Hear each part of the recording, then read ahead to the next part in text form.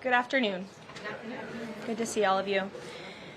I want to begin today's briefing by addressing the horrific shooting that took place yesterday at the Annunciation Catholic Church in Minneapolis, Minnesota, where a deranged shooter opened fire during morning mass, killing an innocent 8-year-old and 10-year-old. 14 other children and 3 adults were also injured during this horrible tragedy. This was the first morning mass of the school year for these beautiful, innocent children, and this sacred religious service was desecrated by an evil monster. We are all eternally grateful to the heroic law enforcement officers and first responders whose courage and swift response aided all of those impacted by this horrible tragedy. As Director Kash Patel confirmed yesterday, the FBI is currently investigating this shooting as an act of domestic terrorism and a hate crime targeting Catholics. President Trump signed a proclamation yesterday following his call with the governor of Minnesota, Tim Walz, acknowledging the victims and their families and directing flags to be flown at half-mast. President Trump and the First Lady encouraged the entire nation to join all of us in praying for the victims and their families as they face unimaginable grief and loss. The White House and the FBI will continue to provide further updates as they become available. I also have a quick scheduling announcement for you today. The President will travel to New York City on September 22nd to address the United Nations General Assembly on Tuesday, September 23rd. On another matter, as Americans make their Labor Day weekend travel plans, they will be able to enjoy 5-year low gas prices thanks to President Trump fully unleashing American energy dominance. President Trump ended Joe Biden's Green New Scam policies and is delivering on his promise to make America affordable again. These savings at the pump are giving everyday American families more room in their budgets at the end of each month, which is the exact opposite of what we saw under the previous administration. And as we commemorate Labor Day this year, we finally have a president who fights and delivers for the American worker every single day. President Trump believes that American workers are the heart and soul of our economy and our national identity, which is why he's championed an agenda that puts them first always. For decades, the hardworking men and women of our country who built the greatest nation in world history were sold out by selfish, greedy, short-sighted globalists who put our country on a path to economic and cultural ruin. They hollowed out our factories and towns and betrayed the American working class by shipping jobs overseas and importing millions of low-wage migrants to replace American workers. Under President Trump, this national disgrace is over.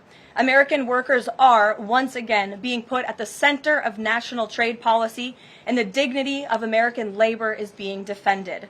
As a result, President Trump has already brought in nearly $10 trillion in new private and foreign investments so that the top businesses in the world can create high-paying jobs in America and hire American workers to fill them. In fact, since President Trump took office, the economy has added more than 500,000 new jobs to the workforce. In a stark reversal from the Biden administration, all of that job creation has been driven by private sector growth, and all employment gains have gone to native-born Americans. Wages for blue-collar workers are now rising at the fastest rate in the past 60 years. And the average American worker has already seen a $500 wage increase this year alone. Thanks to the largest middle tax cuts ever signed into law by President Trump, with no tax on tips, no tax on overtime, no tax on Social Security, Americans in all 50 states will keep more of their hard-earned money. The average American taxpayer will see a tax cut of nearly $4,000 because of these pro-growth provisions, according to analysis from the Nonpartisan Tax Foundation. In other news, President Trump continues to deliver on his promise to restore law and order to our nation's capital. Since President Trump's intervention, there have been more than 1,283 arrests right here in the District of Columbia.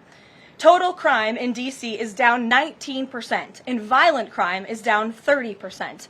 Carjackings in the district are down 67%. Homicides are down 57%. Robberies are down 40%. Motor vehicle thefts are down 32%. And assaults with dangerous weapons are down 23%. And property crime is down 18%. These numbers prove the president's bold actions to make D.C. safe and beautiful again are working, just like he said they would. And that's why on Monday, the president took additional action to sign an executive order taking steps to ensure that cashless bail in Washington, D.C. is eliminated. For too long, D.C.'s reckless cashless bail policies have allowed dangerous criminals to be quickly released, which endangers everyone who lives in and visits our wonderful capital. No cash bail has also foolishly forced law enforcement to repeatedly arrest the same offenders over and over again, only for them to be released back into our nation's capital. This is the definition of insanity, and the president is seeking to end it. He also signed a separate executive order addressing the crime emergency in D.C. by instructing the National Park Service to hire additional United States Park Police officers to support public safety, and directing the U.S. Attorney's Office for D.C. to hire additional prosecutors to focus solely on violent and property crimes. So while liberal Democrats across the country continue to double down on their failed soft-on-crime approach, the American people, including local D.C. leadership, business owners, and residents, are rallying behind President Trump's crime crackdown. According to new polling, 81% of Americans say crime is a major problem in large cities across the country. And a clear majority of Americans believe the president's actions are justified and necessary to reduce crime in these cities. Indu Bhatia, who runs a liquor store a half mile from the White House here just down the street, is one of those Americans who are grateful for President Trump's public safety push. Indu recently told the New York Post that her store was robbed so many times that they had to spend exorbitant sums of money on security, jeopardizing her family's financial future.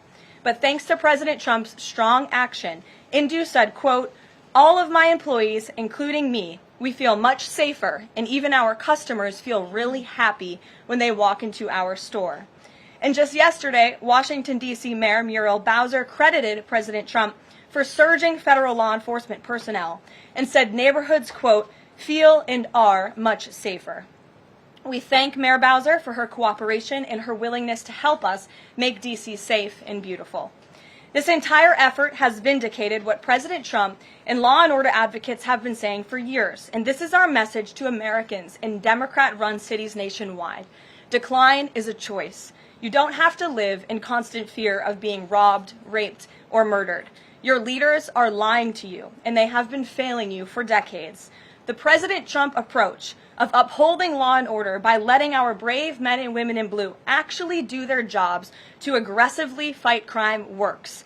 In just a few weeks, President Trump has done more for D.C. residents than Democrats did in 50 years. And this can be replicated in other crime-ridden cities across the nation. As President Trump has said, all of these elected officials in charge have to do is pick up the phone and ask for the president and the federal government's help. President Trump doesn't care if they are a Republican or a Democrat leader. He wants Americans to be safe and for every law-abiding American citizen across the country to be able to thrive in their city and in their community. With that, I'll take questions. Here in our new media seat today, we have social media influencer, content creator, Brandon Tatum. Brandon, thank you so much for joining us today. Why don't you kick us off? Well, Karoline, thank you so much for having me. I really appreciate it. And on behalf of everybody that follow me, the millions of people that follow me, I want to say thank you for making the sacrifice and dealing with some of the most disingenuous people on planet Earth at times.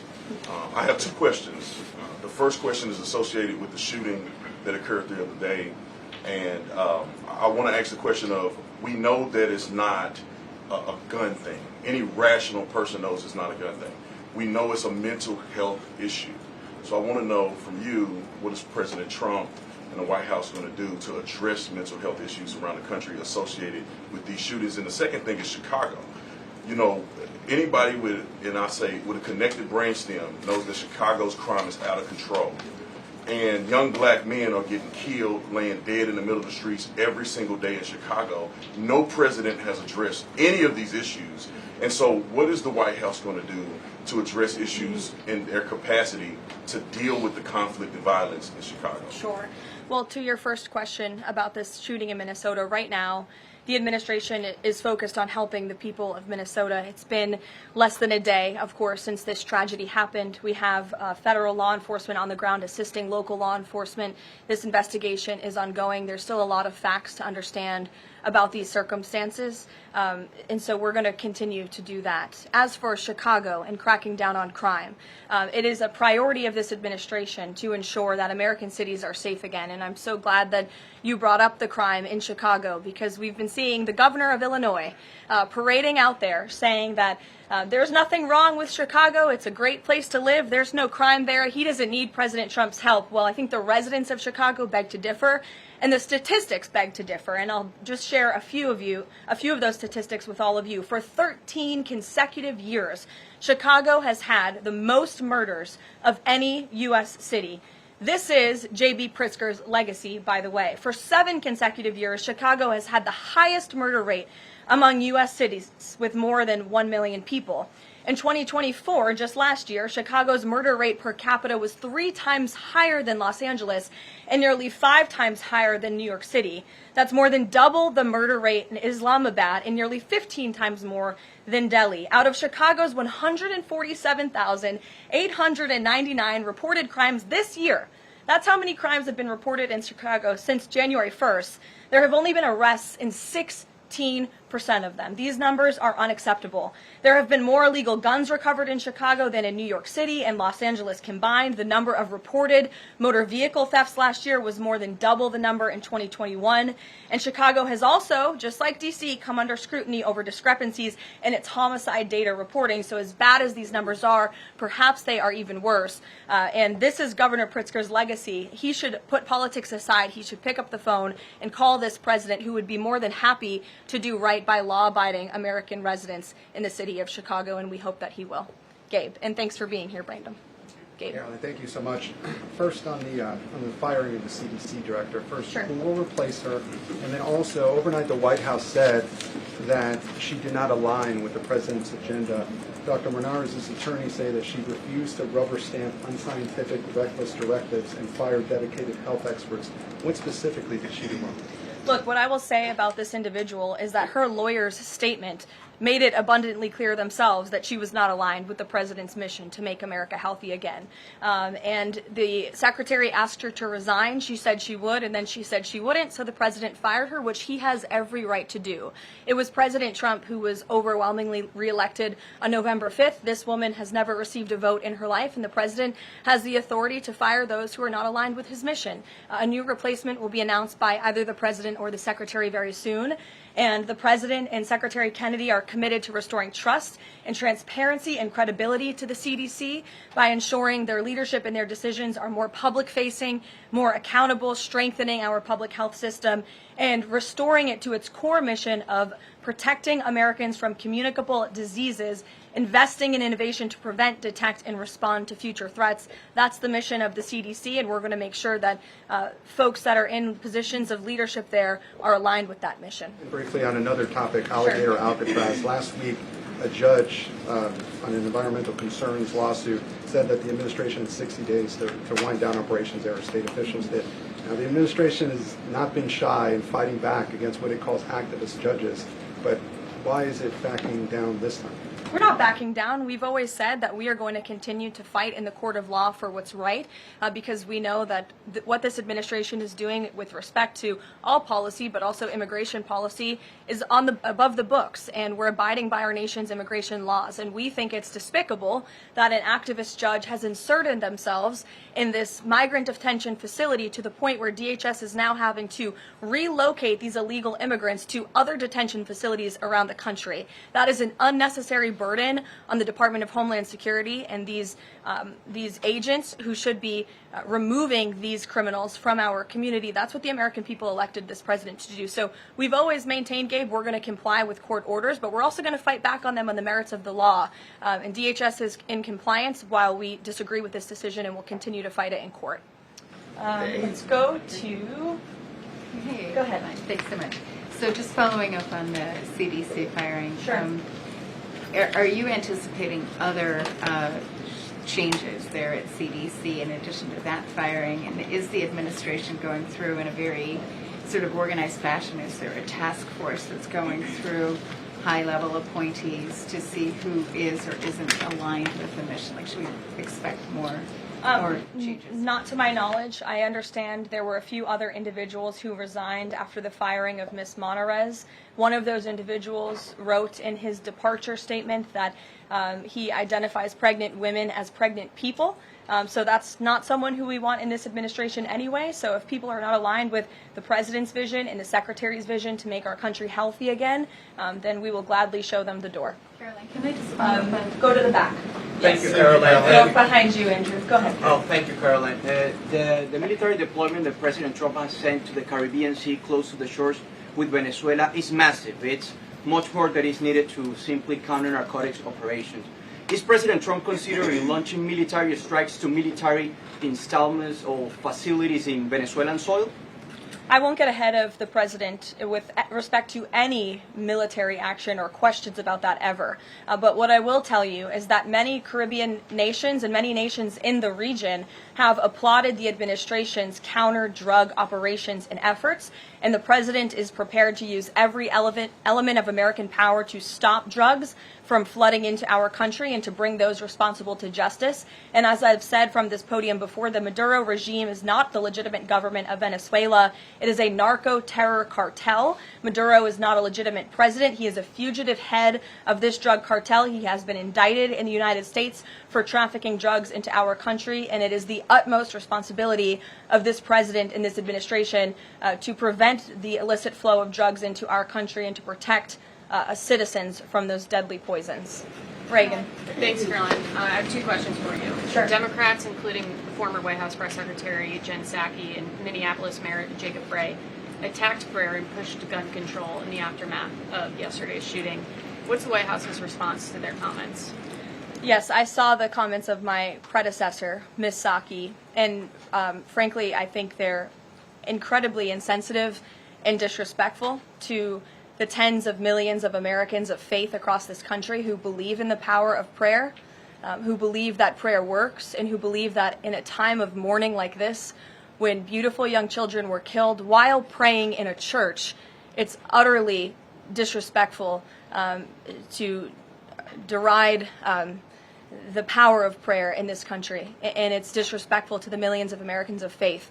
And I would encourage Ms. Psaki to pray for these families themselves, who need it right now more than ever. My second question for you is that there have been media outlets who have glazed over the fact that the shooter was confused in their gender identity. Does the administration believe that this element needs to be investigated in the shooting? All of the elements are being investigated in the shooting, absolutely. Which is why part of the reason the FBI director came out and immediately confirmed that facet of the investigation. John. Thanks a lot, Caroline. Two questions on two separate issues. First of all, the drone and missile strikes that took place overnight in Ukraine. General Keith Kellogg, the president's special envoy, has described these attacks as egregious.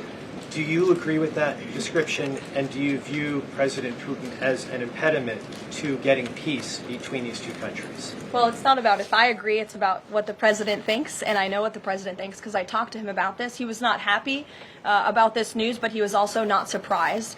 These are two countries that have been at war for a very long time. Russia launched this attack on Kyiv, and likewise, Ukraine recently dealt a blow to Russia's oil refineries. They have taken out, as a matter of fact, 20% of Russia's oil refinery capacity over the course of their attacks throughout the month of August. So the president is continuing to watch this intently, and this killing, unfortunately, will continue as long as the war continues, which is why the president wants it to end. And that's why he's worked harder than anyone to end this war, which would have never started if he were president. But perhaps both sides of this war are not ready to end it themselves. The president wants it to end, but the leaders of these two countries need it to end and want it to end, must want it to end as well. And I think the president will make some additional statements on this later. My second question has to do with... Carrie. I just had one more, if I may. It has to do with the president's intention to remove Lisa Cook as a member of the Federal Reserve Board. He is going or acting upon allegations that have been made by Trump administration official Bill Pulte. These are just allegations. She hasn't been convicted yet of any crime. Is the administration opposed to allowing Ms. Cook to have due process, to challenge what has been alleged against her? I believe she is challenging it. I believe she just filed a lawsuit today, and Mr. Pulte has deferred those allegations over to the Department of Justice to investigate them. What I will say is that you had these mortgage receipts very clearly shown to the president, and he has the cause that he needs to fire this individual. He laid it out in a letter that he provided to her and to the public as well. And so we'll continue to fight this battle. Carrie. Hi, Caroline. So the president just announced that he wants to have a convention right before the midterms next year. The DNC has countered that they too want to have a convention right before the midterms as well. What's the White House's response to that? And can you give us just a little bit of a hint or a tease here as to how the president envisions a convention for the midterms? Look, the president put out a statement on this earlier today. I'll let him speak further on the plans that he envisions, but I think he's very proud of the accomplishments and the achievements of his administration, as he should be. The most secure border in United States history, a crackdown on crime here in our nation's capital, an attack or a reversal of the attack on our energy industry from the previous administration. As I just pointed out to you, gas prices today, this Labor Day, are the lowest they've been since Labor Day in 2020. Our economy is bringing in trillions of dollars in revenue from all over the world again. So there's so much for Republicans and for the president and for Americans across the country to be proud of, and I think the president wants to see that celebrated. But for any further details on this as they come, we'll provide you with them. Iris. Thank you, Caroline. 2 questions on the shooting. What's the administration's message to some concerned parents across the country who might be now worried about their kids' safety in light of the latest incident? We completely and totally understand the concerns of parents across the country. This tragedy it's heartbreaking. As a parent myself, there are no words to describe just the heartbreak that these families must be enduring, which is why the President and the First Lady have encouraged everyone to continue to pray for these families and these victims. And it's why this administration is focused on removing public safety threats from our communities. And in fact, I can share with all of you that last night in Washington, D.C., when arrests were being made, there was an arrest of a juvenile right here in D.C. in Ward 7 for threats to kidnap and injure, receiving stolen property, possession of a large capacity feeding device, unlawful possession of firearms and ammunition. A search warrant was executed, 7 firearms were recovered, and the juvenile was arrested after an investigation was initiated based on social media posts allegedly threatening violence towards a school.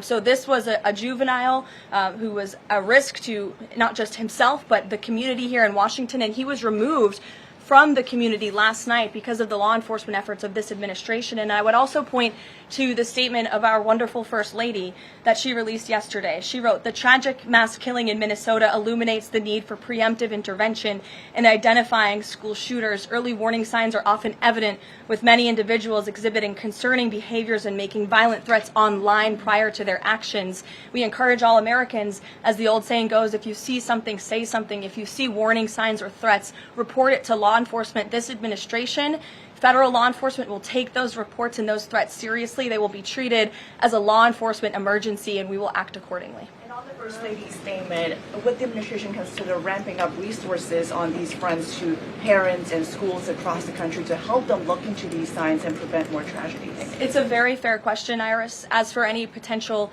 future policy decisions or funding questions, it's just been over 24 hours since this tragedy occurred. Right now we're focused on the FBI and their investigation and uncovering all the facts, and we'll leave those very important policy discussions to another day. Thank you, Caroline. Go ahead. Megan. I had a question about the Lisa Cook lawsuit that you mentioned. Does the president plan to wait until that lawsuit is resolved to appoint her replacement? I will leave that to the president to make that decision in that announcement himself. Brian. Thank you, Caroline. 2 questions. Bouncing off the CDC situation with CDC. I'm curious if administration officials are pushing back on the president's agenda, privately, publicly, however, should they fear to lose their jobs going forward? Look, I think if you're doing your job well, and if you are executing on the vision and the promises that the president made to the public who elected him back to this office, then you should have no fear about your job. Just do your job. That's what this president wants to see.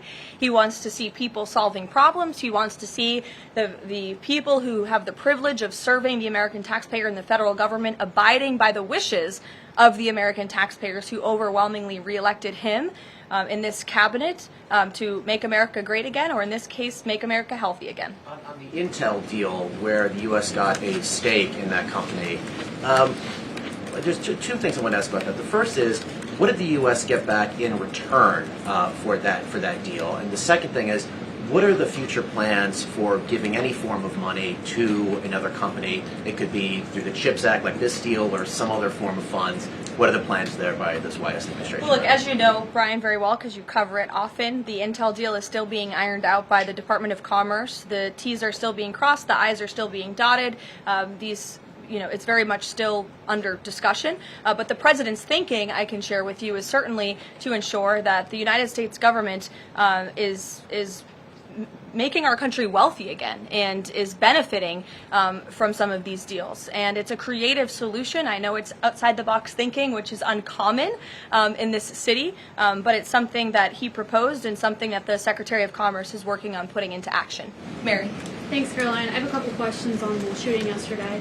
The first one, this is the second shooting involving a trans-identifying shooter who specifically targeted Christians and Catholic kids.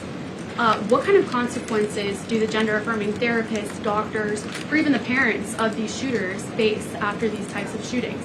Well, as for the parents and potential therapists in this case, again, all of that is still currently being investigated by the FBI. I know the Secretary of Health and Human Services this morning said that HHS is investigating perhaps links between some of these drugs and these prescription drugs that some of these minors may be taking and an increase in violence. And obviously we have mental health problems in this country that this administration and Secretary Kennedy will continue to speak out about and the work that we're doing to solve it. Thank you. And just to follow up, I've seen a lot of calls for action, among these lawmakers saying that we shouldn't just be praying. One that I've seen on the right, actually, is calls for the FBI to institute a new class of domestic terrorism that involves trans ideology. Is that something that the administration would support? I would have to check with the appropriate people on that. Daniel. Thank you, Caroline. We saw some new revised economic data come out today showing the U.S. economy grew at a 3.3% clip, largely buoyed by a surge in capex.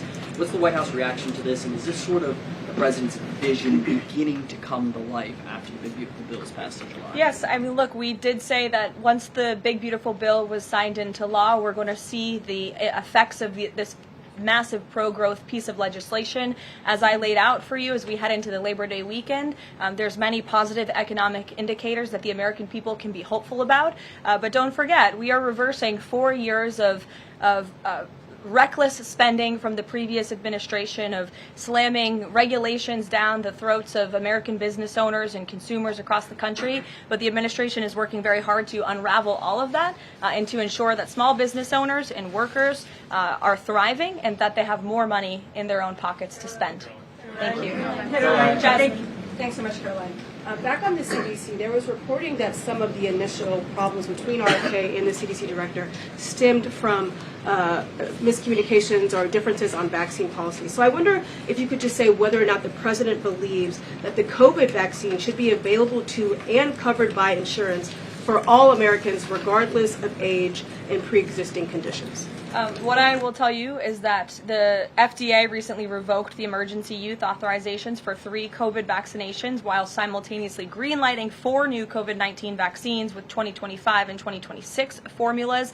The reason for the revocation of that emergency use authorization is because obviously the COVID pandemic and the public health emergency is over. But just to correct the record, because there's been a lot of misinformation on this, the FDA's decision does not affect the availability of COVID vaccines for Americans who want them. We believe in individual choice. That's a promise both the president and the secretary have made, and it's a promise they have now delivered on. Question, if I could, Caroline. Second question, if I could. Sorry.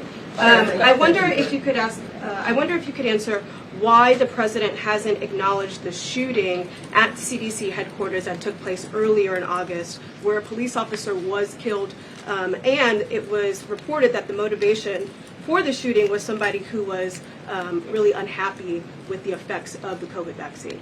We absolutely were very much aware of that shooting. The Secretary of Health and Human Services put out a statement immediately. He was in touch with the CDC, and he actually traveled to Georgia to assess the situation and to mourn with the people who work in that building there. So, go ahead. With respect to Labor Day, one of the most underrepresented groups right now are police officers. 30,000 police officers short in America right now.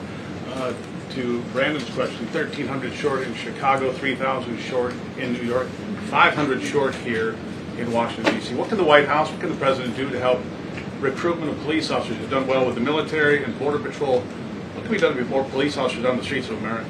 Well, the president has certainly been very successful in recruiting federal law enforcement. If you look at the ICE recruitment campaign that was led by he and our Secretary of Homeland Security, we've seen more than, I believe, 130,000 applicants to join ICE, which is just amazing.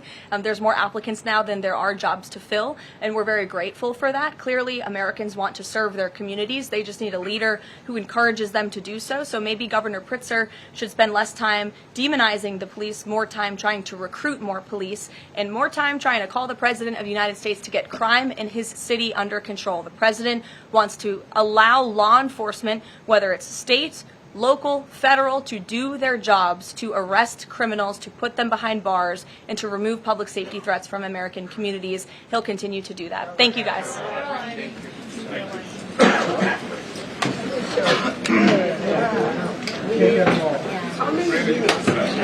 you.